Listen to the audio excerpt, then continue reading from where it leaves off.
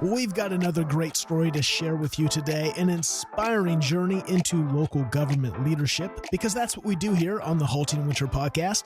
We tell the stories behind the titles, the unique paths into public service, and the moments that shape how these leaders show up, even when the work gets heavy.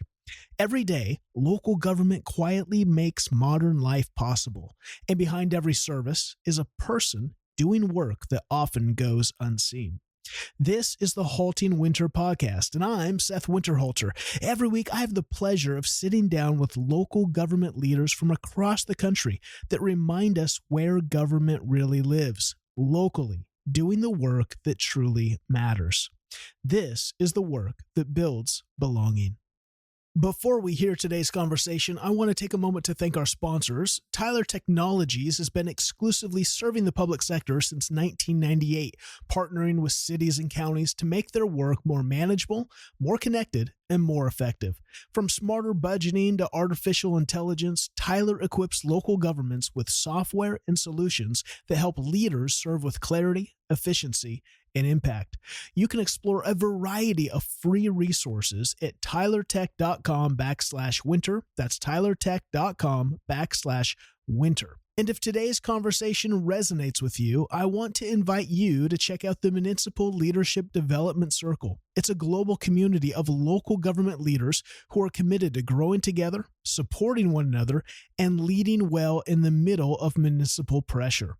You can learn more about the MLDC at haltingwinter.com/MLDC. That's haltingwinter.com/MLDC. And now, let's turn to today's conversation.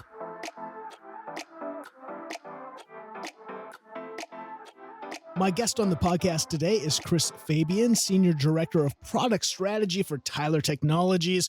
If you don't know Chris, you probably don't go to conferences or you just don't pay attention in the world. I mean, Chris, you are everywhere. You are the jet setter. I'm sure you have more American airline or Alaskan airline, whatever airline points than probably all of us combined.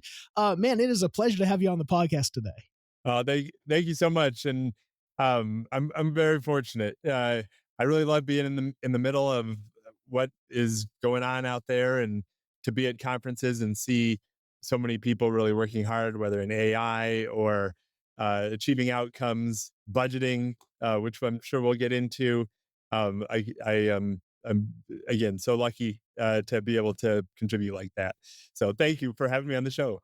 Yeah, it's going to be great. I look forward to not only diving into all that you've been speaking about and working on with these cool solutions, right? There's just so many cool tools right now. And I think that's the beauty of today's age, right? It's always the dichotomy. It's the dichotomy of, wow, what a time to be alive, and kind of the anxiety of, what does this mean? Where are we? And it's just so unique. You know, obviously I'm a Gen Xer. And so it's kind of this weird, it's also a dichotomy of living in two worlds where before, even in my age, things were moving relatively rapidly to the generations before. I mean, it took forever for new technologies. I mean, the 20th century was just kind of crazy to see how much development happened. But now in the 21st century, it's like if we don't have new technology every year, something that kind of blow our minds and change, it's like, what's happened? We're kind of smoking on dust bunnies. Like, let's go, let's move. And so it's a wild time to be alive. And so there's excitement, but there's also anxiety. And so I look forward to diving into all that you know and all that you'd have to share with us about those insights. But obviously, before we get to all those cool things, we got to do it. We got to do what we do. We got to unpack and get to know you, the myth, the legend as a person. So rewind the tape, Chris. Take us back to the beginning. Tell us about where you were born and kind of the childhood that shaped you and has led you onto this crazy journey. Yeah, well, thanks very much. And I am excited to get into all of the development and the pace that we're in, and the opportunity that we all have with it. I do believe, even with all of the changes that are indeed exponential, it's still early, and there's still opportunity for everybody to learn up, dive in, contribute. And I'm constantly inspired by that. That it's still fairly early in the game, and there's still a lot of chances for everyone to get involved. As far as background, it was fun to think about this coming into your show, and I was born in Detroit, Michigan. Go Red Wings and Tigers, and still root for these teams that are gritty, and I think that's part of it's got to be part of the DNA somewhere in the Fabian lineage. My own father was a councilman and a mayor at sometime in his life, and ultimately ran an environmental health nonprofit. So there were glimpses maybe along the way. I had a wonderful mother, brother, and sister. And then we left Detroit to move to Aurora, Colorado, a suburb of Denver. And, you know, as I've heard my family retell some of the story, that Aurora was a burgeoning suburb. There's a new way of life. Detroit, for all its grit and uh, hardworking nature, Aurora presented new opportunity, and that's where I grew up. Went to middle school, high school, ultimately college, and I live in Denver. So that's where I have a wonderful wife and family here, two young kids that keep me busy. But yeah, as far as where I've gone in my life, that is mainly the storyline. Okay, so this is fascinating because one of the things I do is I love telling the stories of places that kind of go through. They have to go through transformation, and again, it's local government that usually has to bear that transformation. Either a city, a place dies, or it has to transform to survive. I always point out people are probably tired of me using the same example over and over. Van Buren, Maine, Luke Dyer. There's just a story of radical transformation. But Detroit is kind of like, when we think about Detroit, you think about, man, this was a metropolis. This was a burgeoning. This is where cars and manufacturing, and it's really had to figure out transformation. We've kind of seen, different shows and stuff will show different sides of the kind of the decay of that city and what's happened there. And so as you're growing up there, it sounds like this is kind of your elementary years. You mentioned your dad, mayor, city council. Like, what did that look like? Again, you're young, but what impressions of local government, did that leave any? Did you have any real awareness of what that meant for your family? I didn't. It made more sense as I got older. I didn't know what an association was, and now I participate with ICMA, International City County Management Association, and GFOA. Like, these names roll off the tongue. Like, I've always been involved, and I've known so many great people from these associations, from Julia Novak, Chris Morrill, Shane Kavanaugh. And when I was younger, I couldn't quite grasp, as my dad went to work, that he had a board on his nonprofit association, professional association, who had local government jobs, but they were his boss in this other entity, and I couldn't quite figure it out. And they're there because they want to contribute towards some higher purpose and shared cause. Again, I feel like I must have been understanding it at some uh, deep, deep level that was not obvious. But the mechanics of it sounded weird. But maybe another component was, it opened my mind to, there's not just one path. You get some job, that there are these different types of organizations, and maybe that's stuck with me. I've always been interested in, how do they all work together? You've got local government practitioners that participate in a nonprofit, and there's a private sector component to it, and yet here they all are working together. That's always been of interest to me. Well, and that's really your story. And that's why I want to highlight today, because we do have young people that listen. I love to encourage our young people to strongly consider local government as a place of passion and purpose for their career. I think a lot of young people just don't know that local government options exist. And they really span the gamut, from everything from scientists with water and sewer and environmentalism, public works. I mean, all HR, all kinds of, any business development with economic development. I mean, anything that you can kind of think of a degree in, we can probably find a place for you in local government. And it's so purposeful, because the work that you do, you're seeing played out, impacting people on a day-to-day basis inside of a community, thriving and flourishing. So I love highlighting that. And there are, like you say, that when this is going to be a part of your story, it's not just work in local government, it's these partnerships, it's consulting firms, it's nonprofits, it's the others that, again, a local government can't do, no matter what size and scope. It can't do it all by itself. It needs partners. Yeah. And so let's talk about you. Again, I love this. Your family goes, hey, we're going to make a transition. We're going to do this radical transformation, move move, to Colorado, get some mountains and some sunshine. What did what is Chris interested in middle school and high school? What has your attention? Obviously, we're gonna head to college and do civil engineering, but what did you think you were gonna do? What were you thinking as you're in those formative years? Yeah. So I was the youngest of three, and greatly always looking up to my older brother in particular, who was every bit a part of this journey all the way through priority based budgeting and into Tyler Technologies together, which has been a real amazing component of the storyline as well. Back at that time, as I was looking up to some of his ways, he was an athlete, a baseball player. My dad had played college hockey. My mom played hockey in her days as well. My aunt played hockey and all this stuff. So we had athletics going on, and I got excited about baseball. So you pick something, and I was excited about competing, playing the game. I emulated Greg Maddox. I thought he was like for for my set of skills, I couldn't overpower people. I was a pitcher, and therefore you have to figure out a different way to try and win this game. And so here's Greg Maddox out there, and he's got a circle changeup that kind of backs up, and he's not the fastest velocity coming across the plate. So I thought if I could be like that and master control, maybe that would be kind of fun. And so that was kind of the stuff I was into. Playing baseball was so back then. My dream was be a baseball player. And in other ways that I've tried to retell this story, thinking back and like, what were my dreams back then? You know, Indiana Jones. I was more interested in Indiana Jones than I was whatever we were reading in school. But maybe that became interesting later in life is to get into literature and such. But yeah, I was just a kid playing baseball, playing video games. You talk about Gen X. It all comes back down to Sim City, and I was That's interested right. in those sorts of games as well.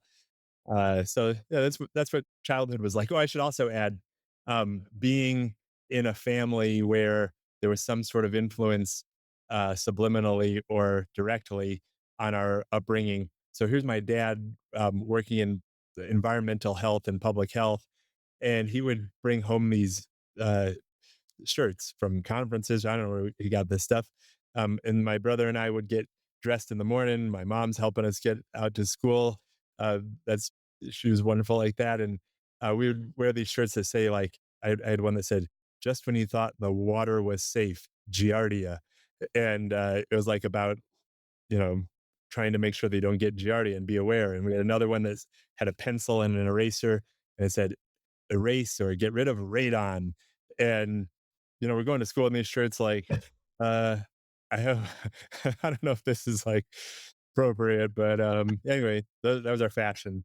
That I love it. It so reminds me of my mom worked for GTE, which is bought out by Verizon now. It was one of the big phone company places out here in the Northwest, and they had one. It was like this creepy guy with like this trench coat, like open, like it was like flashing. It was like, what is this? And it had like little phones. It was like sell one more. It was their slogan, just sell one more. And I used to wear the same thing. Yeah, Like, what am I exactly. doing? Like, What am I it's doing? just hilarious. Oh, I love this though. Again, it's always interesting to see the things that shape us, and I love this. Your family comes from an athletic family. There's that competition. There's that let's get after it. Baseball has your attention, and yet there's those little signs when you look back.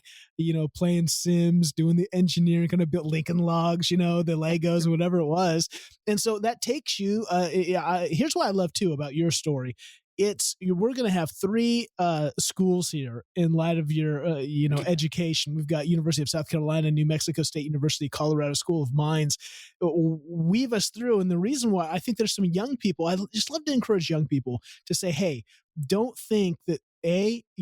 There's one specific path, and if you don't take that path, you've messed up. There are so many different paths, and if you feel like you don't get it right the first time, or if you feel like there's change, that's not a bad thing. It's all about the journey. And I think sometimes we get in so our heads and we look back with disappointment, or we look to the future with anxiety, and we miss out on just being present in the moment and experiencing the journey. So tell us about your college journey here. How in the world do you go from all these different places? And civil engineering seems to be the focus. Was that even the focus? How did you end up choosing that? Tell us about it. Oh man. So it's funny, like I think when most people talk about their three different colleges, they have their undergrad story and then their master's degree, and they went to a different place, and then their PhD. And that sounds better than I went to three different schools, all for my undergrad. And the reason is because my journey was evolving, and I wasn't quite sure where I wanted to go. When I was meeting with high school guidance counselors and trying to figure this out, my my passion was baseball. Now I was good enough in school where my buddies were going to School of Mines here in Colorado, where I ultimately went, and they were into math and physics and chemistry, and I liked it. But I really wanted to play baseball, and I had other friends that are going to Yale and the Ivy League, and Rice, and I'd visit them during spring break. But maybe against all of the guidance that I was getting, uh, I had to follow this baseball dream. So I went to University of South Carolina. When I came home from my site visit, meeting with the coach, and I'm wearing a baseball cap that said Gamecocks. I remember being a little proud, but also nervous about showing that to my mom. But anyway, it was cool, right? I was going to go play baseball with a top 25 Division I team, and I did. I was out there with the South Carolina Gamecocks, and that was different from Detroit or Aurora, Colorado. It's Columbia, South Carolina. I'd never been anywhere like that before, and it was very exciting to be a part of a team and see that level of competition. Several of our players, Adam Everett being one, made it all the way to the big leagues, and just unlike any type of caliber of baseball that I'd seen in the Southeastern Conference, is just amazing. However, um, I they call it riding the pine. Uh, I was very I was a favored partner in the bullpen to keep people company and tell good jokes and whatnot. I didn't see a whole lot of playing time, and maybe the writing was on the walls a little bit that I was good enough to get to that level. Certainly, in some magic moments, I could talk to baseball scouts and for professional teams, but my chances and probability were getting pretty low to get to that next level. So I transferred. It was a tough decision, but I went to New Mexico State University, which is in Las Cruces, New Mexico. We were talking about Scott Andrews and in Donna Ana County. That's where Las Cruces is in. It's on the Enchilada Trail. So from Columbia, South Carolina, deep south, all that history and baseball to Las Cruces, New Mexico. If you've seen Oppenheimer and some of the introduction to the atomic lands of New Mexico, it's beautiful down there.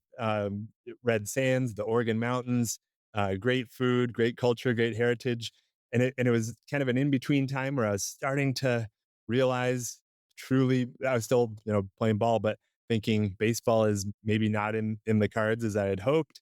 And therefore, what am I going to be interested in? What am I going to devote my passions to?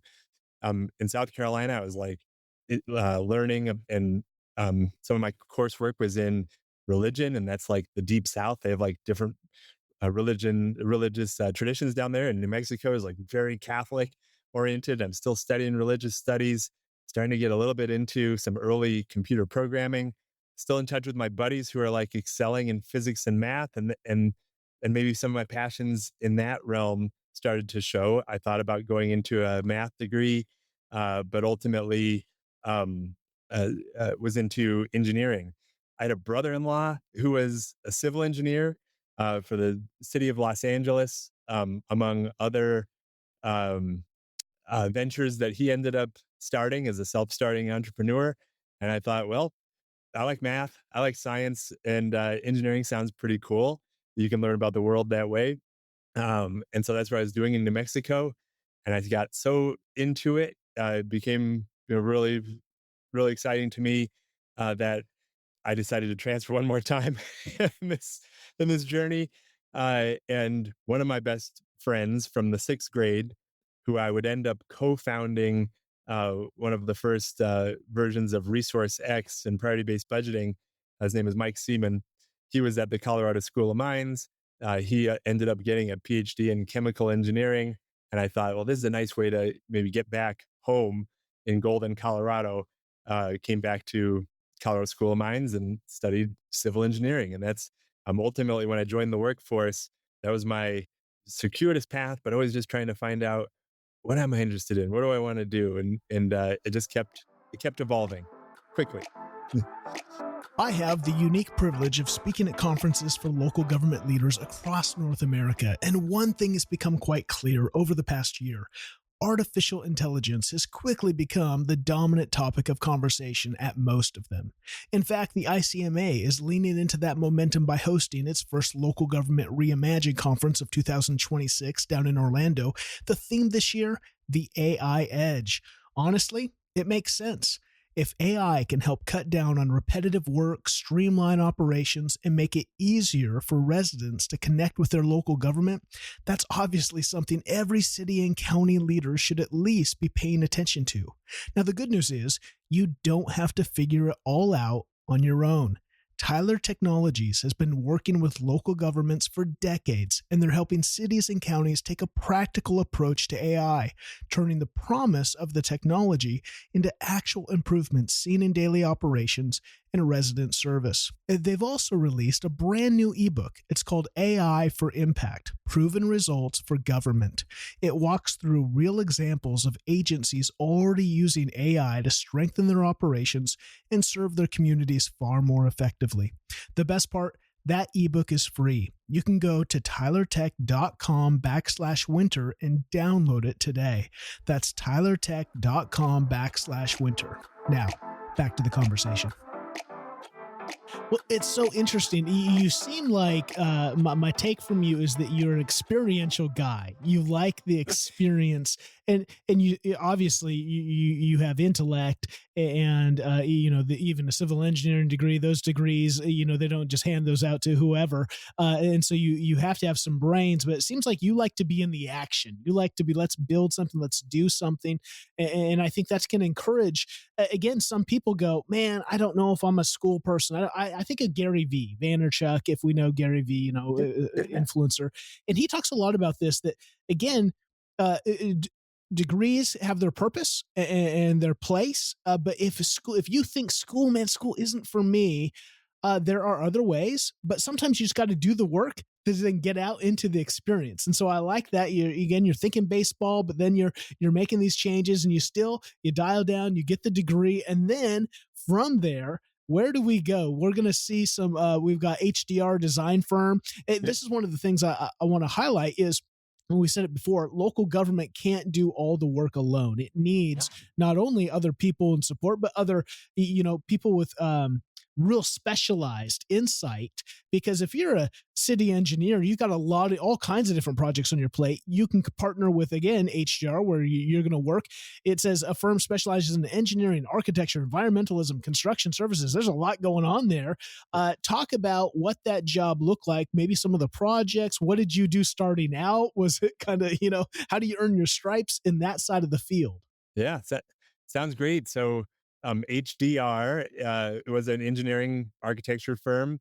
They had a Denver office. They were based out of Omaha, which is interesting because the College World Series is in Omaha, and Warren Buffett as well. So there's like maybe Omaha's like an interesting part of the story. And I had an internship there that turned into an offer as an entry level engineer, and it was fun. I worked on wastewater treatment plant design, which doesn't sound fun, but it's neat in its own way. You got to figure out some way to clean this sewage and turn it back into effluent so someone else downstream can treat it and drink it. I thought that was pretty neat. I got to work on drinking water plants. One story that sticks out is I was a part of a project in Arizona where the tribes, the Navajo and the Hopi, were in negotiation with the federal government and the state government, and it was all about water rights. And in the West, water rights are contentious, and they're valuable economically. And I didn't really appreciate. I could do the math on the use of water, but the whole project surrounded what if Phoenix and Tucson and Tempe um, were to get this water, how much would it have been worth, and what economic development could the reservations have done with the water rights that they had? So it's trying to put an economic value on this water overall. And so again, my work was imagining putting this water to use and the type of society that would have grown to put a value there. There was an economist on the job. There were some other management consultants. But I loved, back to your point. Maybe I just loved being in that area. We traveled. We met with some of the tribal elders who had a council of their own. Were privileged enough to go on to the tribal lands and break bread and talk about the way of living. And it's just enthralling. It's like, wow, what is this? What is going on here? And there's these great people trying to do something good for their society. The negotiators, the state of Arizona, Senator John Kyle, was trying to help provide economic value back to this water. But it just introduced to a whole host of subjects as a youngster, really having my eyes open to infrastructure, economic vitality, different ways of living, and different value systems in different communities overall. Uh, Applied math in its own little fun way, and realizing I could do good work in the middle of really interesting and meaningful uh, topic areas. And so that was inspiring in the middle of this engineering company. But I'll tell you, it was while working there that so here's a civil engineering firm. Picture that, right? So most of their work is coming from government contracts to do roadway projects or water treatment plants. And the firm was smart enough to realize they don't know exactly how these projects get funded. How does government work? What's a funding cycle? What's a budget cycle? And so this is as far as I could come to understand. They went seeking someone who could help them with this, and ended up hiring a former city manager. This former city manager had worked in the city of Thornton, Colorado, the city of Ashland, Oregon, a little closer to your neck of the woods, Shakespeare Fest and all that. And Mike Freeman was his name. He came to the firm and was advising. He's a super innovative, incredibly creative leader, public sector leader. He was bringing some strategic consulting and advice to the engineering company about how government works and how they could strategize and win more business. And I intersected with Mike because as he was um, a part of the company, he also needed to sell business. And what he knew was not engineering per se, but management consulting. And so as he was beginning to work on the types of skills and products that he could sell to local governments, he needed an assistant. He needed an apprentice, and I was I don't know how it happened that we got paired up, but I was fortunate and lucky that our paths collided. I didn't know what a city manager was, but I learned under Mike in that scenario. He would go sell uh, a fleet utilization study to Laramie, Wyoming, and I would do the math. I would say, okay, so here's a vehicle, here's a total life cycle, I learned about total cost of ownership. I could make the models on how to optimize owning an asset. And I had to learn and study these things, but the math was not intimidating. I had to learn new concepts about asset management. Then we go to Georgetown, Colorado, where they need to do a rate study, a water rate, how much you're paying for your drinking water. And I didn't know about how all that worked, but I could do the math. You add up all the costs that you need to fund, and somehow that money needs to come from your residents, and hopefully it's equitable. And I could design a rate study for a community. So I'm doing the mathematical models, I'm doing the optimization, I'm working under this former city manager and really coming to appreciate all that goes into running these organizations. So it was a new education that was would have been my fourth school if that was such a thing. And I was loving it. Going to these places, once I wore a suit to Laramie, Wyoming, never do that again. And you learn the local ways. Um, and as Mike and I would go save Laramie $1 million in fleet, or come up with a great resolution and get a water rate passed in Georgetown, or save X amount of dollars on facilities in Englewood, Colorado. We too were searching for whether or not our work did any good. That was we were two individuals having a great time together, having fun. We knew that the work was important. We could sell it, we could make a living. That was cool. But we also wondered a couple things. One, does it matter? Are we really making an impact? He was an introspective guy. I was introspective and interested in these types of conversations. And so on long drives to Creed, Colorado, or Laramie, we would have these discussions. And you'd ponder, if you save $1 million in a community, what happens to it? Does it go back to the residents as a refund? Does it get reallocated towards funding something that is really wonderful that they could do? And it wasn't completely clear. And it was along about this period of time that we were kind of on this quest. That there was a book that came out, and it was called "The Price of Government," and the book was maybe third or fourth in a series written by some revolutionaries, some folks who were in the business of transforming government. They come to find out, as I got more excited about this particular book, they were the authors of Reinventing Government, which talked about the barriers to bureaucracy. And they argued that within government, you have these passionate public servants that are really trying to do good. And sometimes they get a bad rap as bureaucrats, but maybe we could distinguish and say, well, the bureaucracy is a tough system, and we should focus on changing the system of bureaucracy, but not to denigrate or condescend the people who are actually passionate about the impact they're trying to make. And I was like, I get that. I feel that resonates deeply with me, all the way back to my conversation with Mike. Um, and the price of government in particular was about budget transformation. And their argument was around gridlock at the federal government and the state government. And, they weren't the first to write about this, but they had this concept of the budget is like a really interesting place to work.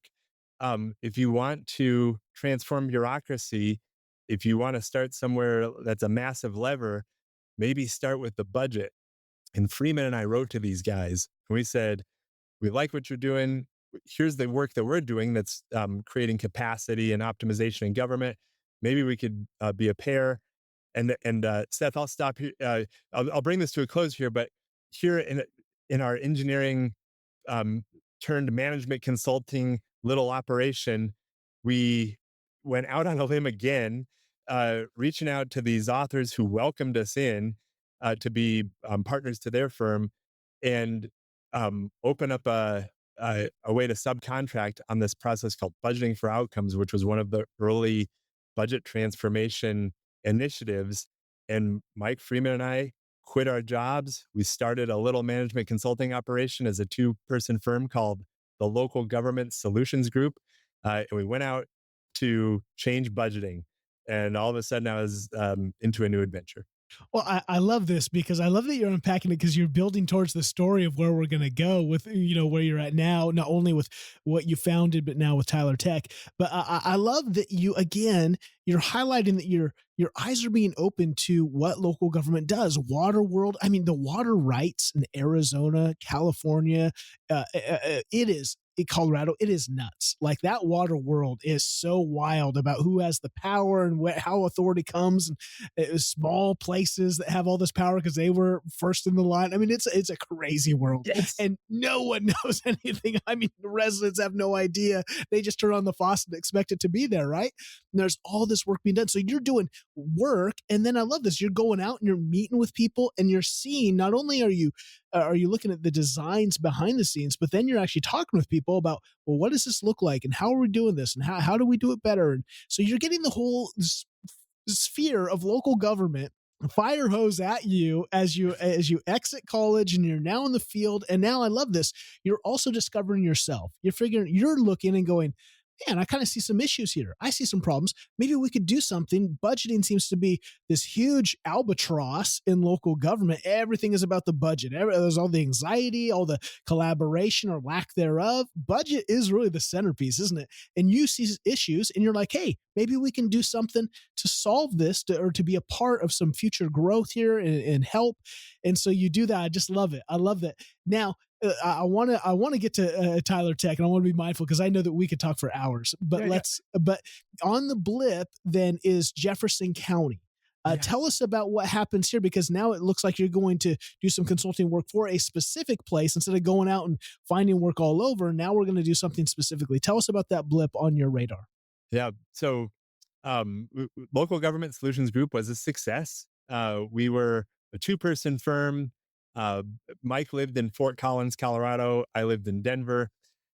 We had numerous management consulting jobs on fleet optimization, facilities. I was learning a ton, but then getting good enough at it, I could repeat, design the models, make it work. And this budgeting for outcomes stuff was starting to flourish. City of Fort Collins, under Darren Atterbury, who is now full circle. He was the city manager there. He works with Ron Holyfield and the Transforming Local Government Alliance for Innovation. He's executive director. And Darren's also had an incredible influence in my life. He's one of the first actual city managers who I was working for in budget transformation on this budgeting for outcomes effort.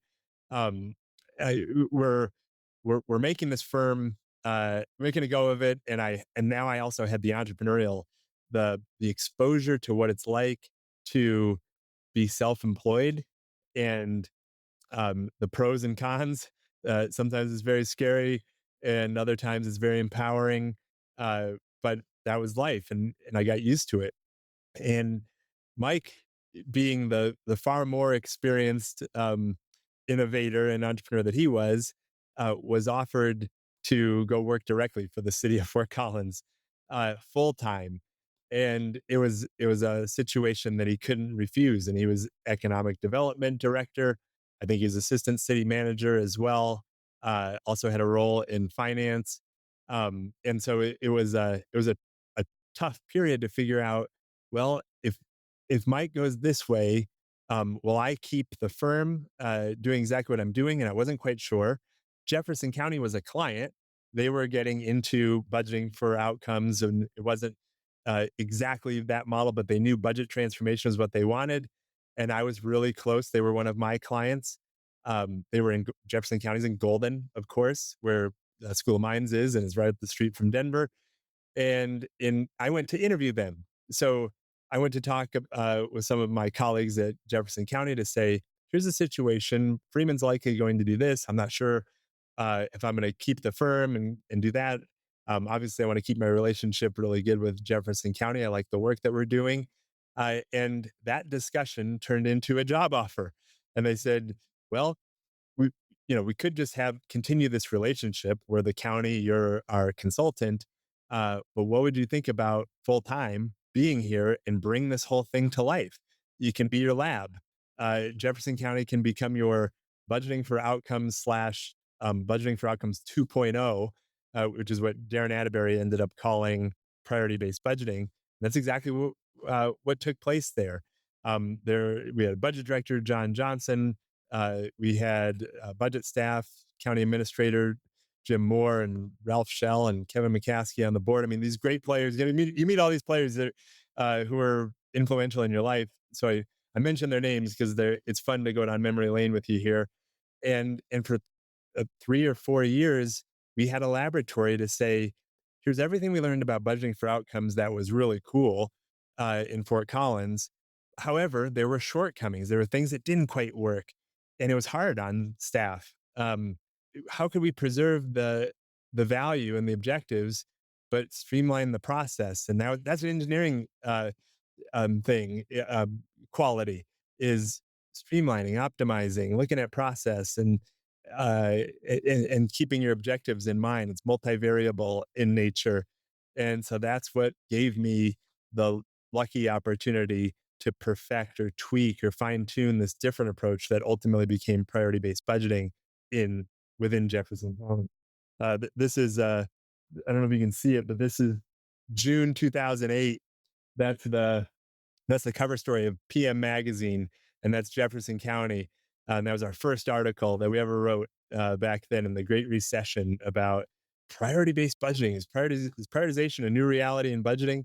And so since 2008 and beyond, and you can say I've kind of been working on the same thing uh, in evolving this for the majority of my professional career. I love this because again, I'm sure that when you and your partner were when he's taking the new job and you're like, what's going on? I can't. I mean, again, I own my own business, so I understand the stress of that change. It wasn't just like, oh, we'll go, like it'll be easy, it'll work out. Like it's overwhelming, especially when you have kids, when you have family, and you're just like, man, what is going on? What are we gonna do? Right? Oh man, I can feel it. And so Yeah. I think and yet what a cool it gives you. I think that's kind of the thing with consultants. It's always like, well, you're a consultant. What do you really know? And that can be the thing. Well, you can kind of come in and do some change and make it all exciting, but then we got to figure out the iterations. And here you get to go and you have to work through those iterations. You have to go, okay, what did we learn? How do we adapt? And like you say, you're refining the tools and the realities that then are going to shape. And so in 2010, you're going to co-found this Center for Priority Based Budgeting. This is how big it is. But again, there's a little blip on the map I want to highlight because for a year or two, you're going to be a senior management advisor for the ICMA. We've already discussed that's the International City County Management Association, doing all the amazing work across the world, really, for city management. What was that little blip? What did you do there? What was that about? So in the midst of the work in the article in Jefferson County, um, ICMA and GFOA were so wonderful to me, to our staff in Jefferson County, to John, everybody who was working on priority based budgeting, and and ICMA. It wasn't the first time that they had tried something like this, but they were interested. Here's a membership organization trying to look out for best practices and where the industry should head. They would give us opportunities like this for a webinar. Hey, share what you're doing, um, discuss it with those who might resonate with some of the objectives that you have in your local government. And GFOA was doing the same thing. That's how I got to meet Shane Kavanaugh. And Chris Morrill was a city manager in Roanoke, Virginia. And before that, I think down in Savannah, Georgia. But he was doing the budgeting for outcome stuff. And Andrew Klein, I met along the way. Just this group of people that it's a small world, as it turns out, in so many ways, and making these connections. Well, ICMA was suggesting, how would we form a partnership? What if you left and you could serve these organizations that are interested in doing this work, and ICMA could have its own kind of management consulting operation? Would that sustain you? Is that something that you could do? And we were trying to cobble it together once again. Just maybe we can have a little bit of ICMA support if we could drum up some work, and maybe we could have a little bit of this in our own Center for Priority Based Budgeting, and that's how it got started. So lucky that ICMA gave us that bit of a platform to try this. And Lakeland, Florida, Doug Thomas was the city manager there, gave us one of our first opportunities. Then it was Walnut Creek, California. Obviously, Jefferson County kept going. And it was just one after the other. Washington County, Wisconsin was among the first, and San Jose, California. And we developed enough that we could sustain ourselves at that time as John Johnson and I, to build a little management consulting operation and make the presentations and get communities started, teach them what we've learned so far and see where they could go. But that's how they got going. So thank you to ICMA and GFOA for believing or giving us that opportunity to get out there. Plus, I had a cool ICMA business card for a while, which I still hold around here. I love it. I love it. I had a conversation a few months ago with Chris at GFOA, and man, a dynamic person. I love some of the stuff that they're doing there in GFOA, and just again, what a resource. And I'm looking forward to connecting with Julia here Yeah. with the ICMA. I was just with Matt Fulton, Yeah. keynoted Wisconsin and Illinois, and I love Matt, and he's just so passionate for. That's the thing about, again, the ICMA is predominantly people who have been in local government leadership, city, county managers, administrators, et cetera.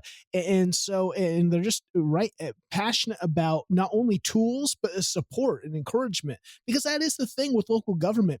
There's only one city manager in your city. It's not like you can go down to the Chamber of Commerce and hang out with a bunch of others and empathize and sympathize and kind of, have some encouragement. And so these associations are so important, not only for connection, but also, like you say, for the tools, like what's going on in the bigger, how do I get out of my place and hear about some of the tools and things from real people that know. I think that's the problem today, and that's what we'll get into, is there's so much information. We live in the information age, and it's almost like overwhelming, because it's like, even like with AI today, like, who do I choose? Do I choose Claude? Do I choose ChatGPT? Do I choose Grok? Whatever. It's just like, I don't know. So I'm just not going to do anything because I don't have time to figure it out. Well, if you have resources to be like, hey, I'm using it, Micah Gaudet, we've had him on the podcast, and he's just like, hey, this is what I'm using it. Here's where I think this is, if you're doing these kind of tasks, here's what I would recommend. And so it's just like the beauty of these associations and the beauty of the insights. And so how cool ICMA kind of gives you a runway here. And in 2010, you start the Center for Priority-Based Budgeting. You're a co-founder. Tell us about what that journey was like, because again, it's one thing to just, to get some on-ramp to come a part of the ICMA. It's another to launch by yourself and to go, can we make this work? How do you impact while also running the back end of a business, right? Yeah. Tell us about that journey. Well, and you mentioned Julia Novak a moment ago, and it was while operating the Center for Priority-Based Budgeting that I intersected with Julia. We partnered together on an implementation of priority-based budgeting for the city of Cincinnati. Uh, Lee Erickson went to Long Beach. Scott Stiles went to Palm Springs. Milton is now city manager of Ann Arbor. Julia is executive director of ICMA. You see, you create this network. I just wanted to bring it back to that point. Met these people that are forever in your life. You should be so lucky. And you continue to collaborate throughout the rest of your lives. And that's what the Center for Priority-Based Budgeting was about. It was, we had some ideas about aligning resources with outcomes and priority-based budgeting that advanced from budgeting for outcomes, advanced upon, changed course in some ways, and applied some of that engineering process-oriented mindset to see if we could come up with a repeatable path. And that was the nature. I remember thinking, if we get 10 clients, I don't know if that life could be much better. Like, you will work for 10 different organizations and hopefully change that, you change the world. And it did feel like that. I gained an appreciation, I think, at that time as well, that working in Jefferson County was neat in its own way, because you're fully invested in that one organization, day in, day out.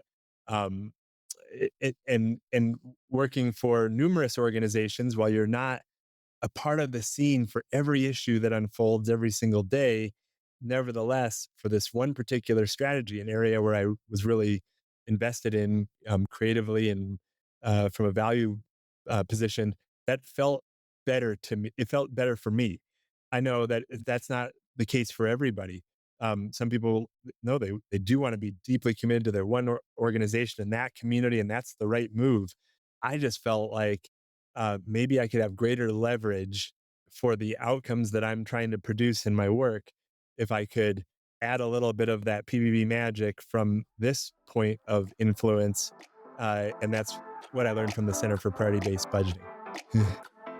I want to take a quick moment to pause here because there's something I hear over and over again as I talk to local government leaders from across the country. The work can often feel heavy. The expectations are high, and most days it can feel like you're carrying all that weight alone. That's why I created the Municipal Leadership Development Circle, or what we call the MLDC.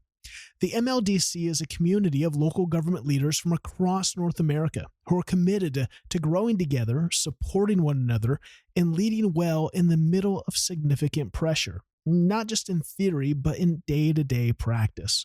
It's a place to think clearly, learn from others who truly understand your unique context and work, and to be reminded that you're not the only one navigating these unique challenges. If you're looking for connection, perspective, and a steady place to keep developing as a leader, I'd love for you to learn more. You can find details at haltingwinter.com/MLDC. That's haltingwinter.com/MLDC. Now, let's get back to the conversation. It's so good. And I think that's, again, the beauty of you learning you and you going, how can I have the most impact? And I think that I resonate with that because, again, yeah, I could work for one city and do strategy and, personal well-being, kind of culture, or I can try to dip out and impact, a bigger scene. And neither of those is wrong or right, or it's about you and what gets you going and what skills do you have? And I think there are just different opportunities. And that's what's so cool is you looked at it and you said, okay, I've had the experience. What do I want to do? And now you go, in light of what I've experienced, this is where I think I'll find my magic juice. Cause that's the other thing too. You got to figure out what not only you're good at, but what excites you. And if you go, I think this would be a little more exciting. This would be a little bit more energizing to go touch different places. You'll probably last longer because, again, no work is all fun. This lie of, just find your purpose and every day is rainbows and unicorns. That's BS. Yeah. There is work to be done, folks, and there's stress and there's anxiety. And so, but finding, again, being honest with yourself and what you think really will ignite you and get you going. And like I said before, it seems like you kind of thrive off of those new interactions. And I think if you know that about yourself, great, then put yourself in a position where you can thrive, where you can experience that so you can stay in it and stay being a person of impact versus going, well, this is just the safe route, or this is what's in front of me right now. I'll just do this. And, that can be why, I was with a group of city clerks in Missouri who I was so encouraged. They're passionate, they're fired up, but you could still feel in some of them, like they've been in it so long and they're just kind of like looking forward to retirement. It's kind of like, and so it was exciting to get them fired up again to go, hey, how can you think with fresh eyes? How can you think in new ways? And this, you've been in government long enough, kind of the motto of government can be, well, that's the way we've always done it this way. And I think that's what we're pushing against, going, but we don't have to, guys. There could be new ways that are actually better. And that's where, so with priority-based budgeting, you co-found this, you dive into this, the center, you do this for over a decade, and then Tyler Tech comes along. Tell us about this transition to Tyler Tech, because I want to dive into the weeds of priority-based budgeting, but tell us about how Tyler Tech has come along and how are you working for them now? Yeah. You mentioned something really cool, and it will weave into the Tyler story, and that is doing your best as a discipline, maybe as a habit, to look at the world from a different point of view and open your eyes and be open to the fact that maybe for all the time that I was doing priority-based budgeting, maybe there's a better way, and maybe we can improve. And I think that approach, that mindset of like constantly acknowledging it's not perfect yet. I look around and society still could use some more impact. Then you force yourself to say, well, where can we go? Like, what would be better? How can we tackle this from a different angle? And maybe that's engineering. Maybe it's just being curious. I work with a great guy named Adam Sharp right now in Tyler, And he's always talking about that, like keeping a curiosity. And he's been at Tyler for over 20 years, seen it grow and scale. But that open mindedness and curiosity, I think, is um, uh, a great way to live and see the world. And maybe it was back with that. So um, I partnered with my brother in the middle of the Center for Priority Based Budgeting. He had worked with Housing Authority in the city and county of Denver, then in Portland, Oregon, public sector, city of Portland, private sector as well. And he kept, we would catch up and talk about what we're trying to accomplish. And then through these discussions, uh, ultimately he made an offer to come and join the center. And that was wonderful as well. And as he was really helping us grow and make the business succeed, from marketing, sales, customer success, product. He helped out in every component. Another person from my past, this being Mike Seaman, as opposed to Mike Freeman. I only have friends who rhyme, and first names are Mike. Uh, he was leaving his job in Cree Energy, the lighting company, where he had been focused on data science and optimization and programming. In the Center for Priority Based Budgeting, we were a consulting shop. We taught, we provided education, we had spreadsheet tools. And as Mike was trying to figure out what he wanted to do next, he had two roads. One of them was to go help one of our other buddies who had started a microbrewery in Colorado, which is um, very successful these days, called New Terrain. He was either going to make brewery tools or budget tools. And luckily, we won.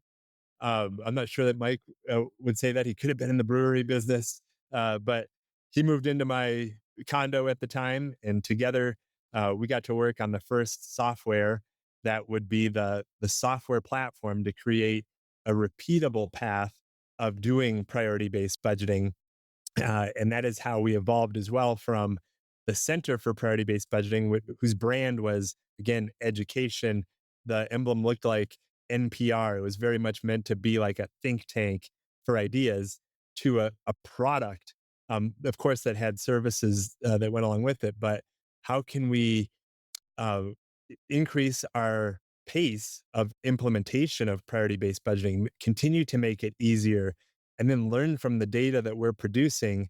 We called it Resource X, resource exploration, and that phase of the priority based budgeting journey led us far beyond our initial client base into repeat organizations who would show us that it's not just a one and done thing, but this is really a framework, a way of thinking and understanding where your resources go. It's not a project or an initiative, it's a methodology and a lens. And through the development of software, which went through many different versions as well, we got to a repeatable business model. I learned a couple of things about. I was not a business guy necessarily, but I learned a few things about how to make this sustainable and make it work. We grew our staff internally. We had implementation consultants. We had project leaders. We had a product and software team. We had marketing and sales. And so, not thrilling for everybody, but we had a real business, a real startup, and we got to a point, again, through the partnership and help with other partners along the way, where we had a community of priority based budgeting implementers intent on budget transformation, but it really didn't have everything to do with the budget. It had everything to do with how can we achieve better outcomes for our community. And if that's the goal, resources are a part of it. Money isn't the answer to everything, but without the resources, it's a lot harder.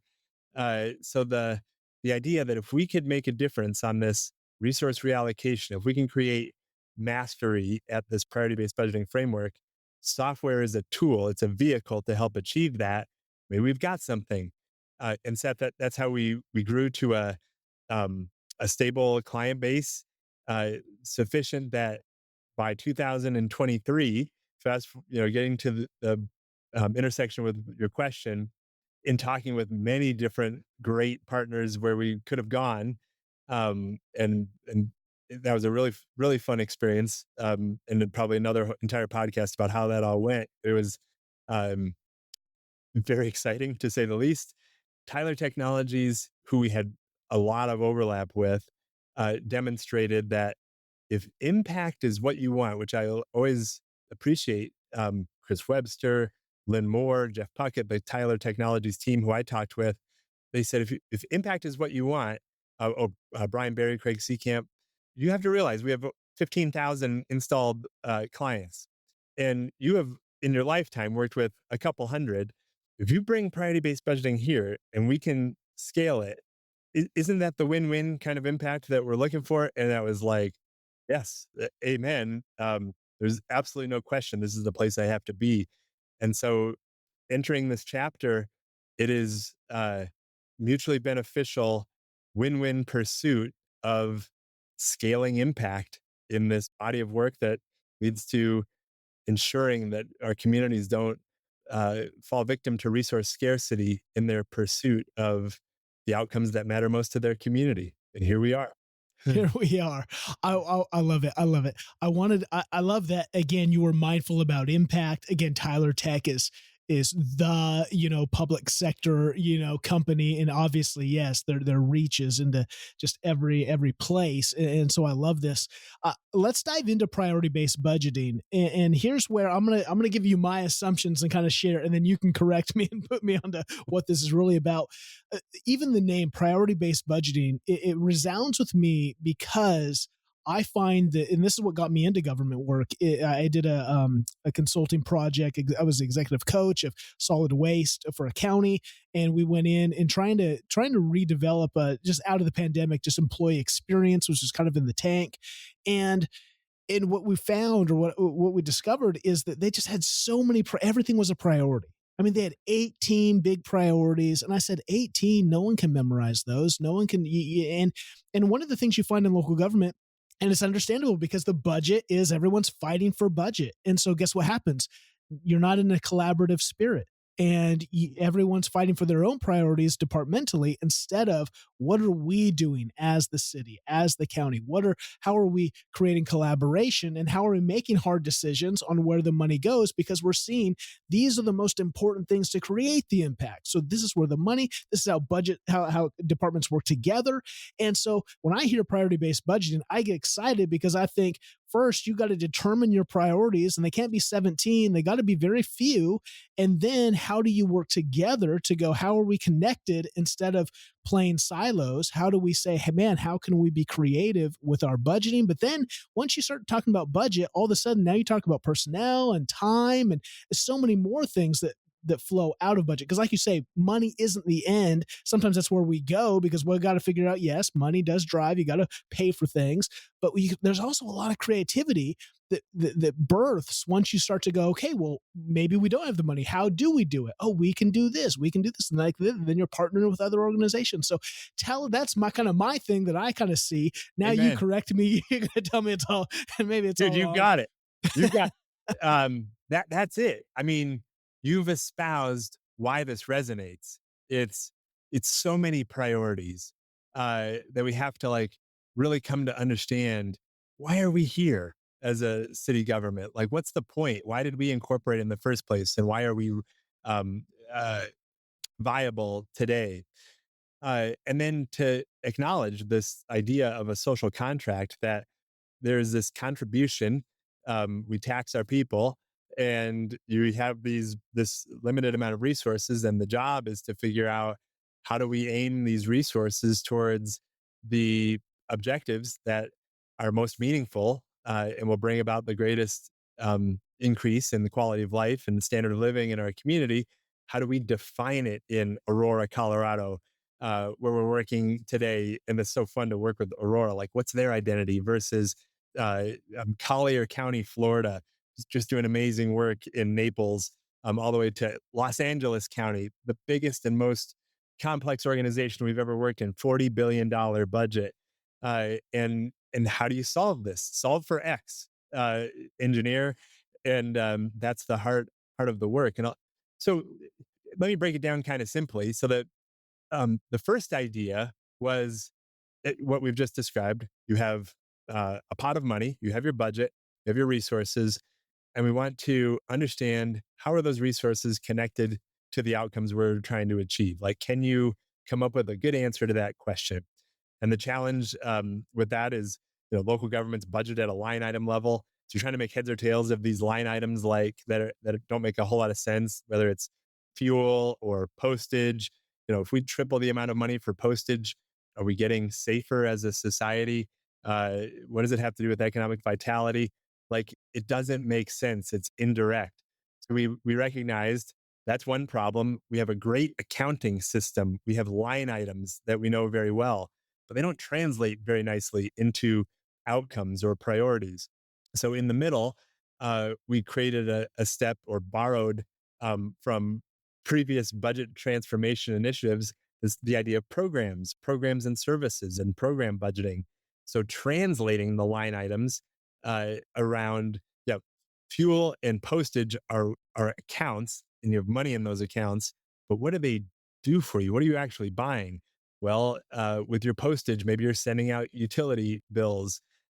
Maybe with your fuel, you have vehicles that people drive to go do restaurant inspections.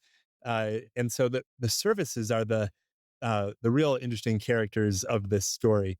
What programs do you choose to fund that people do each and every day? And how do those programs connect to the outcomes that you're trying to accomplish? Because programs alone, that's interesting. Now I know how much we spend on building inspections and police patrol and maintenance of the dog parks. Um, so now we know all of the various things that we do, but why do we do them? And that's where connection or evaluation relative to priorities can give us a differentiation, along with things like some things you have to do. You have a mandate, and that's a quality that we measure. Some programs pay for themselves. They have program revenue versus depending on the general tax dollar.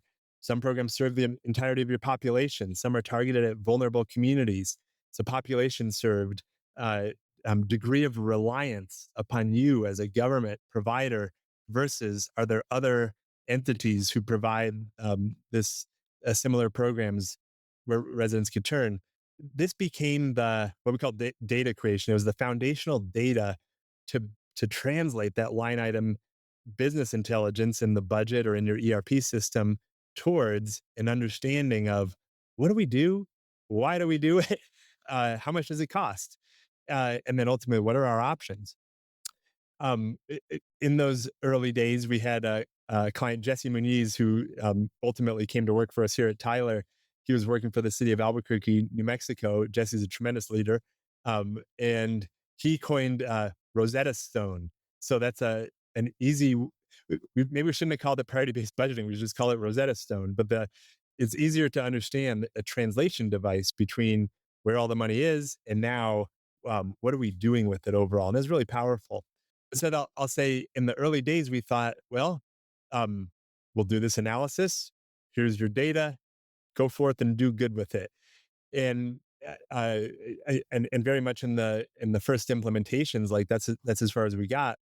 There was leaders like Walnut Creek, California, Boulder, Colorado. Jane Brodigan was their city manager. Later served on my board. Who said, year one is like a baseline. We finally have translated what we're investing in and whether or not it ties to results and whether or not it matters, but you kind of want to improve upon the baseline. And so where do you go from there? And that forced us to conceive of, well, that is really interesting. The baseline is like when you get on a scale, all right, you stand, you get your number, and you have to see like, do you like that number? Do you want to change it? Or you get your blood work or whatever your example is, you got your baseline and now you want to get better. And so we evolved priority based budgeting that you have your data. Now, what do you do with it? Well, ideally, you find ways to free up and reallocate resources. So where do you find those opportunities? Well, you have the data. They tend to be less aligned with the outcomes that you're striving to achieve, maybe not mandated versus highly mandated, maybe subsidized by the general government resources and general fund. Maybe they serve a smaller population. Maybe somebody else can do it. It's for low end reliance. So you can target using your data, finding that group of programs where you say, what can we do differently to free up the resources? I would also say we learned that cutting the program was not the most viable option oftentimes. It can be, but instead, how can we be creative and entrepreneurial and say, all things considered, it is less wise to fund this lower priority program with general fund, general government dollars. Can we find a grant? Can we find a partner to share the costs with? Can we do something to still provide that program, but free up that scarce resource to reallocate towards something that needs it? And that started to become our strategy. And equally on the revenue side of the coin, is we do these reallocations and entrepreneurial revenue generation. And that became like, if level one in our Sim City game, so to speak, was get the data, communicate with that data that you didn't have before. Yesterday, you didn't know what snow removal cost you. Today, you do. Then level two was you got your number on the scale, and now you're improving it. You reallocated 3% of your budget. Your Collier County, they reallocated 37 million in their first year. And so it's okay. Now you start to see it for what it is. It's an engine to help point you in the direction of resource reallocation. The next question becomes, how much should you reallocate? What's good? Is it 5%? Is it 10% of your budget? We had a number of 10% reallocators in the first few years, and we thought, is 10% good? Should you aim for higher? And the only way to answer that question, which came from some of our clients, was you have to be crystal clear on, well, what needs funding? What needs resources that you don't have today to drive the need to reallocate more? So level three then was getting hyper clear on the outcomes you need to achieve.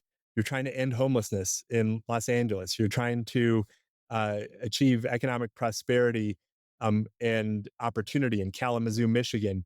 How much does that cost? Well, let's go back to our level two mastery, free up as much as we can in our reallocation engine and aim it towards these outcomes. And that's awesome. I'm almost done. And this will be as far as we've come in the PUB journey. There will come a point where you say, well, I think you can imagine you can reallocate only 100% of your budget. Uh, After that, you've reallocated everything. And there will come a point before then where your trade-offs are not making you improved. You're just defunding one super high priority program to put the money towards another super high priority program. And so is that the end of priority-based budgeting? I had these discussions with Lawrence Pollock in the city of Fort Collins, and the answer was no. Why is the answer no? Because Josh Schoeman and Jamie Ludovic and Brad Steckert in Washington County, Wisconsin, taught us about counties without borders and the idea that if we treat our government as a silo and neglect that there are regional partners, nonprofits, private sector, other government who also have budgets and shared goals. Shane Cabin and I wrote about this as in government as a platform for GFOA. We can tap into regional resource optimization towards common goals and treat our community as common pool towards the objectives we need to achieve and prioritize across a region. Seen some great examples of this in program mapping in Washington County, in Edmonton, Alberta, Toledo, Ohio, and there will still be more ground to gain. But I'll stop there to say the question is, what is priority-based budgeting? And how I answered it was, PBB is this framework of always understanding, where do the resources go? What do we do? How much does it cost us to do what we do? And why do we do it? And it unleashes insights and opportunities to say, if we need to increase investment in a particular area, how are we going to do it? We have the data to drive the answer to that question in a decision framework, in a policy guidance framework, and that this is a fundamentally different way to manage the budget. I love it. You've said so many things, and I think one of them boils down to this: it's storytelling. It's intentional storytelling. You can't tell a story without language. Rosetta Stone. Jesse's going to actually be on the podcast soon, and I can't wait to dive into that with him. And that's the issue. Is it seems like, again, I get it, in the world of politics, oftentimes because kind of electeds are driving, and they're responsible for driving the vision. They're the voice of the people. But sometimes it can just be so shotgun approach, like, well, we got to get reelected or we got to make everybody happy. So the story is so chaotic. It's like, remember when we were kids, you'd read one of those books. It was every chapter you'd have to make a decision and you'd choose your own adventure, right? Heck yeah. And sometimes government can be that, like, we're just choosing our own adventure based off whoever's yelling or whoever the loudest voice, whatever the pressure is of the moment, instead of saying, no, like, this is who we are as a community, as a city, as a county, and this is what we value, and this is why, because we believe this is going to continue our identity and our flourishing, and we're going to prioritize budget and time and purpose. And guess what? You can change then too. But when you change, you're making a decision to look at it and go, hey, this was our priority. Guess what? Now this is going to be our priority, and that's okay. We're going to evolve and adapt as people do. But it's about an intentional story that you're telling and you're writing and you're creating, instead of just this. Not like, if you looked at it as storytelling, people would be so confused, which is why, again, residents have no idea what's going on in local government. The story's confusing. It's written in a language. It's like a Tolkien Elven, whatever. We can't understand it because it's so complex. And it's like, no, we can do better. And I think that's why I love this. These are the tools that help you. These are the tools that help you have to start making decisions based off of where are we and where are we going. And then I love that in Washington County, and I was just there in Wisconsin, and that's what we talked about. It's like, we don't have with local government especially, doesn't have the ability anymore oftentimes to just work alone in your silo. Not only can you not do that inside your city with all your departments, you can't even do that as a city, because you have to figure out shared resources. Especially Wisconsin was one of those places, fire and emergency response, they're all kind of sharing. And so I think it's just beautiful to see, how do we be intentional about the story that we're writing. And I think these are the tools that help you do that. And so, so good, so good. Super cool. And Seth, I resonate with how you're bringing this back in the context. Um, and while we still have some time here, I want to talk about, the environment changes. So you get this strategy, and you kind of figure out, like, okay, I can look at our resources, I can look at partnerships, and then the conditions change. So we have new global economic position, and the economy changes, and so the use case for applying this data changes. Whether it was the Great Recession when we got started, to Darren Atterbury wondered from Fort Collins, will this still have resonance if we're not in a budget shortfall year? And when it seemed like times were really abundant pre-COVID, many of our communities were using priority-based budgeting, not because they had a budget shortfall, but because they didn't have enough money to fund critical outcomes that needed greater resources. So you still needed to you're always kind of in a resource scarcity position. City of Fort Worth, Texas, Clay Pearson, Christiane Simmons, and their whole crew, they were not facing a budget shortfall. They were one of the fastest growing communities in Texas, and yet they're using priority-based budgeting because they know as they grow, they need to ensure they're funding infrastructure, economic vitality, public safety at the appropriate rate. And that proved to us, oh yeah, I get it. We're always aspiring to marshal the resources necessary and invest in the outcomes that matter towards the future. And then today, what matters is technology changes and tools change. And you mentioned Mike Godot earlier on the call, and what a tremendous leader in the government AI space. And we too have been really excited about AI for a couple of fundamental reasons I just wanted to touch on. One, we've always been interested in how can we reduce the work that needs to go in. I mean, there is some necessary thinking and investment to get your data to where you want it to be. You don't want to spend all your time on putting the data together. You want to maximize the time that you have to make decisions upon sound, credible data. And with AI and with our history of implementing this work, AI became a useful tool for today's PBB practitioners to predict the programs that they are providing directly from their ERP general ledger data. So there's evidence, just like DNA, in the ERP, in the general ledger of the programs you're providing. We know that because we've mapped general ledger to programs for 20 years. And so now we have that genome down. And when today's Tyler clients and even those who don't have Tyler ERP, um, we ingest that GL data, we turn back their programs, they review their programs, human in the loop. We move to that costing area where they're doing allocations. How much does this person spend doing programs X, Y, or Z? And we predict program allocations that the implementers fine tune and finesse. We predict program alignment with their unique strategic plan. Strategic plan can also be predicted to an extent. What are your values? We do this on behalf of organizations. And it's always kind of very interesting to say, here's what we would predict as outsiders of your strategic plan to see, is it resonating? This is what you have on your website. This is in your comprehensive plan. This is in your budget document. And by and large, they're highly accurate, but sometimes we'll, um, as a mirror would, we're showing them something that maybe uh, they don't recognize and they need to fine tune that strategic plan.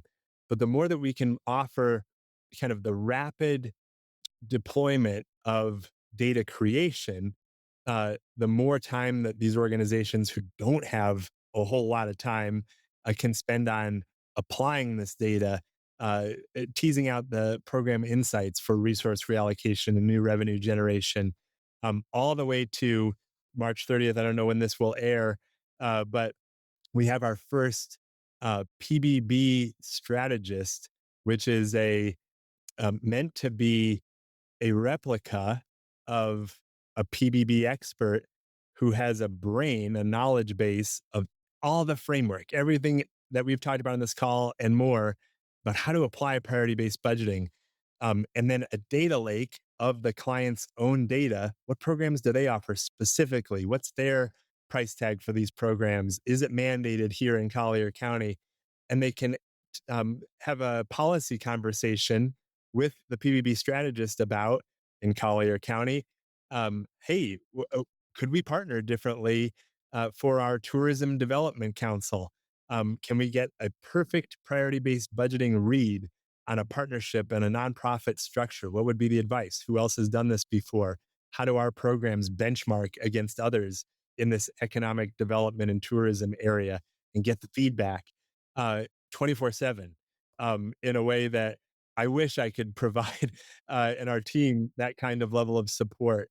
And that's exciting about where could AI take us? Is it this kind of Jarvis and Iron Man situation where, boy, if I had a perfect PBB advisor at my side who could, rather than me log in and filter on the data and find my low mandate, low cost recovery programs, just like we were talking about earlier, and instead say, the city manager of 2030 will say, just find me, I need $10 million to fund our really pressing homelessness initiative and don't impact high priority programs and don't try to sacrifice highly mandated programs that will get us in trouble. And then your PBB strategy advisor says, I already know that. That's the framework of PBB. Here's how we would consider it. Let me walk you through the analysis, just like a priority based budgeting expert would, and provide for you maximum options that you have to solve your budget deficit, to fund underfunded priorities. That's where we are today. No telling where this is going to go in the near future, and all the tools maybe to land this point with AI. We're excited because it brings the promise of priority based budgeting faster to organizations. It's cheaper to the extent that it's less hours to do it. And the predictive capabilities, the things that AI is good at, pattern matching across all of this data of priority based budgeting in their own budget. We get back to Rosetta Stone. We've always been translating this complex information to something that we could really understand and take action on. And that's how we see AI right now within the world of priority based budgeting. Okay, I love this. There's two things I want to highlight and see and get your feedback on if I'm right on this. It seems like there's a call to not wait until you feel like, oh, now we need a budget savior to come in. Don't wait, because you implement PBB now, and now it's collecting the data. It's actually building the trove for then the advising to give you that. And so whether you're in a good year, whether it's hard, whether it's nominal, whatever, these are the tools to implement now, because you'll be behind, right? Having it now means just more data. In the AI world, I think it's just all it is. I love what you said. It's an advisor. It's not taking anyone. I think if you the fear of it's going to take my job is the same thing I hear over and over about, oh, this is why I don't do leadership development, is because I don't want anyone to take my job. And it's like, you have a really I've never heard of someone developing people and then those people developed and taking their job. It never works, because that's how things grow. It's like, I'm not going to have kids, because then they'll become an adult and I won't be necessary. It's like, you obviously don't have kids. It's like, this is what grandparents, it's like, you continue to thrive and you level up and you take on more responsibility. And in fact, that's the beauty. Some of you generalists continue to do everything shotgun approach. Again, same thing, a budget. I'm going to shotgun approach and not be a specialized, not really love my work, because I can focus on how I can make the most impact. It's the same thing here. Use a tool like this, and now you have clarity instead of just budget lines and the hope of balancing, right? And trying to make everyone happy. So I love this. And that's where, again, it's whatever you're in. And I think I know I could just say so many examples, but I'm in Washington State. I'll just use the state as an example. We've been in surplus for years, and now all of a sudden we're like $1 billion underwater. And it's like, what did you do during the surplus? How in the world can we be $1 billion in the hole? And it's confusion. And they're unable to tell any kind of good story, clear story to residents of Washington State. And so everyone just thinks shady. And I think that's the problem with government today. You hear a Doge and you hear all these things. You know what the answer to that is? The answer is clarity. Yeah. And I think tools like this help give you the data, but then you are still needed. And this is why you're still necessary. You've got to translate that data, not just into local government, into the level 10, I call it the curse of knowledge. You got to then translate that down to the level 3, level 2 of regular everyday people who just want to make sure that when they turn on the water, it runs. And when they flush the toilet, it flushes. And when they put out their trash, it gets picked up. And when they drive on the roads, they're hopefully less pothole filled than they were the other day. But that's a story that has to be told. And you've got to tell it in a way that's at their level, but it's also compelling and captivating, that says, this is who we are and this is why we're focused on this. These are the tools that help you get there. And that's where AI can help. It can take away a lot of that. This is what I love too. It can take away a lot of that just in the weeds work to help you level up and focus on only what you can do. Imagine if you had more time to engage with the residents, to actually speak and tell the story, instead of all the weeds of, I got to sit and look at and analyze all these lines and figure it out. No, you can go to the AI advisor and they can go, hey, this is what we see. Oh, okay. And then you check and you do the work. So, so cool that these tools are, again, and I love that you're not you could be satisfied and go, oh, we have the best tool right now. But no, It's like, how do we make it better? How do we keep on getting better? Amen. I can't help but latch on to your storytelling point, and you made it a couple of times. We actually learned from a storyteller named David Sewell McCann along the way, and he had some very fascinating comments about why we, in accounting, like, what does it mean to account using a ledger? And he said, literally, it's in front of your face, is like, this is a story. And it was just like a reflection I'll never forget. Juxtaposed with 2 weeks ago, I was in Collier County, they won a Tyler Excellence Award for, again, their first year getting to 37 million in budget savings. And 2 weeks ago, they have more than that that they've achieved in their journey. Commissioner Chris Hall, Commissioner LaCastro, McDaniel, their budget director, Chris Johnson, they were describing that it's more than just the budget savings. Back to the story, budget savings are important. They're about fiscal responsibility and stewardship and optimizing our use of taxpayer dollars. And we have to be focused there. But what it means is we can now use that money to fund increased investment in priorities and safer streets, in asset replacement in an area that needs more protection from environmental impacts, without having to ask the taxpayers for more resources to continue to fund things. They are really accelerating, putting the pedal to the metal on partnerships and leveraging those in their community. And I love how they finish the story. If you just say we saved X amount of dollars, that's impressive. I'm happier, I suppose, as a taxpayer. What I want to hear is, back to my own quest in this, when Freeman and I were going, does our work make any difference? Uh, they're saying, well, and then here's why it matters that we saved this money, is because we can now go after improving this community in ways that we never thought possible with the resources that are abundant at our fingertips. And Collier County is not unique. Uh, you go to Liberty Lake, Washington, more towards your neck of the woods, and Mark McAvoy is doing the same thing. And across hundreds of organizations we've been lucky enough to work with, I simply agree and really love your point that at the end of the day, for all of this analysis and the use of AI, it's a vehicle. It's the application and use of technology, tools, and data in order to deliver what we've always been focused on in the first place, which is we have a social contract. We take resources in, we're doing the best we can to optimize them and provide back for a great quality of life. And that's a very wonderful place to be able to work.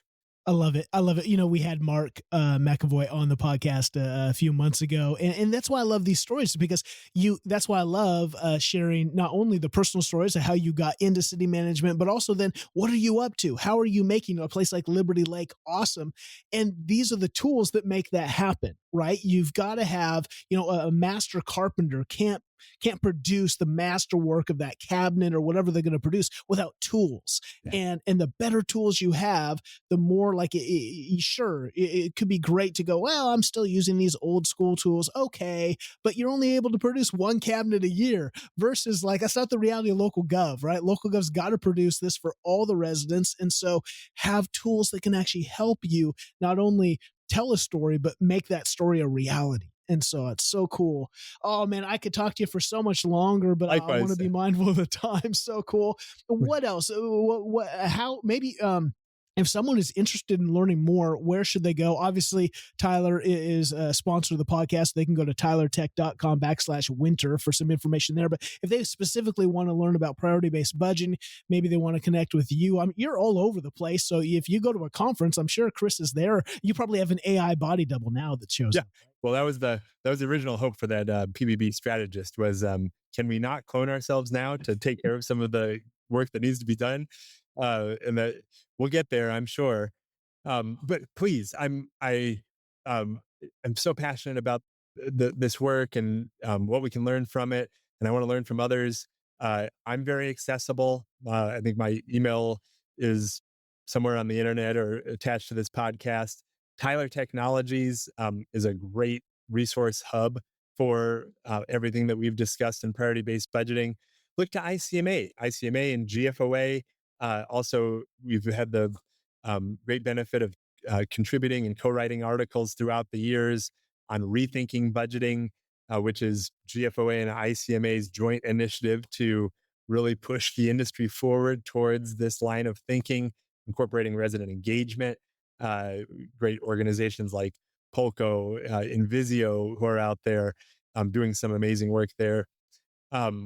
So yeah, if you want to learn more, Tyler has its annual user conference. If you are in the Tyler community, there's the Connect conference. We'll have some opportunities. Jesse will be speaking out there. I'll be speaking. Mark Welch, another lifelong practitioner, will be speaking there on PBB, and then the annual conferences as well.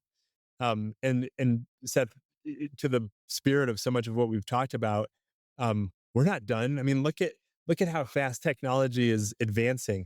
Where will we go next with this? What is the city manager of the future who has expert staff and agents? What are they doing day to day as they're trying to solve challenges, and they send out their agents to go and look for data that exists, and how can we structure our data in such a way that it's what agents want to learn about, and the information that's really most valuable to analyze and come back to their leadership. You see organizations like Boston, Massachusetts, and Long Beach, California. Lee Erickson, I mentioned, Santiago uh, is out there in Boston putting their data online in such a way that is agent accessible. I mean, that stuff is super exciting. And if you're not familiar with these terms, those of you who are listening, again, it's not too late. Turn to Micah Godot and learn. It, we've all been doing this for, you know, only so much time. You can get caught up. You can learn. Go use a Chat GPT or a Gemini or a Claude and tell it, I don't know anything about this. Jesse Munoz was just showing me an app that he built yesterday, and it was mind blowing on how it's doing a new type of prediction. But this is the magical tools are in our fingertips, and they're fun. What's fun is making a difference. What's fun is making an impact. And if these tools make it easier for us to do that, that's where that's where it's really fun. Absolutely. Absolutely. It is you choose how to look at the world. And I think there are Eeyores and there are Tiggers, right? And there are also Pooh Bears. And Yeah. so I want to be more of a Tigger than an Eeyore, but I also don't want to be so in Tigger land that I'm out to lunch. And so I think that's maybe we all want to be Pooh Bears. So I think the key is, like you said, there are these tools and there are people. That's the beauty of back to the original thing of our podcast. There's connection, there's network. Like, be a part of the ICMA, be a part of GFAO, be a part of these organizations that help you learn from one another, because it can be overwhelming. And then you can just be an ostrich and put your head in the sand and go, it's too much. I'm out. Don't be out. There are resources, there are networks. I'm going to put obviously your LinkedIn information in the show notes. Reach out to Chris, reach out to Tyler Tech. Yeah. Oh, so many good things, and excited what you're doing. Thank you for here's the reality. If you went through, I'm sure, a lot of hardships, a lot of stress, a lot of anxiety about, is it going to work? Is it going to, I mean, the life of an entrepreneur is not easy. Speaking, I've lived it. I feel a little bit of the taste, and there's a lot of sleepless nights. There's a lot of, a lot of all the negative that goes into it, and you persevered and you've brought to the world a tool that now through Tyler Tech is, I mean, talk about impact. How cool will it be to be able to look back and go, man, like, yeah, we're helping cities be more effective. And that's why I love local gov. You are a part of the work that's impacting real people in everyday life, and making this whole modern life that we just take for granted a reality. So thank you, Chris, for the work that you're doing. Thank you. Thank you, local government leaders who are listening, who are doing the work and making it happen and balancing those crazy budgets. It's like bull riding, I'm sure. Anything else as we wrap up, Chris? I want to thank you. Thank you, Seth. You two have created a platform for great people to, like Mark McAvoy and so many others, to share these stories. So thank you for being the megaphone to get these stories to people who are listening. And you mentioned something that's worth addressing. It is tough out there. There's no shortage of crisis and pain and suffering out in the world, and challenges to be solved. And so hopefully for those who are listening, maybe you got a burst of energy or an inspiration, or maybe the hope or optimism that you two go forward with your own ideas. Maybe my closing point would be, uh, this is as true as I can say it. For as challenged as the world sometimes is right now, and has been throughout my own journey and well before me, I I don't. I was telling a colleague, Stuart Schillinger, who came from Benicia, California, Brisbane, California, that is, I can't imagine a better time than right now, compared to for as long as I've been in this journey. Uh, we've got the team in Tyler Technologies. We have the opportunity to scale, and we're doing it. The technology is not our barrier, presumably any longer. There's a willingness. There's an appetite from great people across local government, school districts, state governments we're in these days, which is wonderful. Um, there's not a better time than the opportunity to contribute, be useful, do, do your best to create some value. You don't have to have the most groundbreaking, world changing idea, but everybody can make a bit of a difference. It's hard, but that's the best part is you have this chance to really do something meaningful. I'm thankful for the chance to do it. Thankful for the chance to be on this call with you, Seth. And that's probably a good note to wrap on. It's perfect. If it wasn't hard, it wouldn't be worthwhile. Yeah. Right. Yeah. It's not the arrival. You know, talk to Major League Baseball players who win the World Championship. You win it. And then it's like, well, what's next? Like, it is not the arrival. It is the journey. It's not the destination. It's what happens along the way. And if it wasn't hard, we wouldn't be able to celebrate the fact that we persevered, the fact that we did it. And that's the beauty of local government is there's always tomorrow. There's always more work. There's always, and that should not overwhelm us. It should inspire us to wake up tomorrow and to continue to do it, to look at the tools and the opportunities ahead of us to be able to do it better. And so, man, thank you, Chris, for sharing your life, your leadership journey, your insights. Looking forward to seeing you on the conference trail. I'm sure we'll run into each other face to face. We'll get to actually shake your hand in person. So thank you for your time today. And we'll celebrate. Let's go. In the words of Nick Kittle, team us, he always says, let's do it, Seth. I'll see you on the road. The stories we share here on the Halting Winter podcast remind us where government really lives, locally, right here in our cities, our counties, the communities that shape our everyday life. If today's conversation resonated with you, please subscribe and share the episode to help these stories reach others. I'm Seth Winterhalter. You can find me at HaltingWinter.com. Until next time, thanks for listening.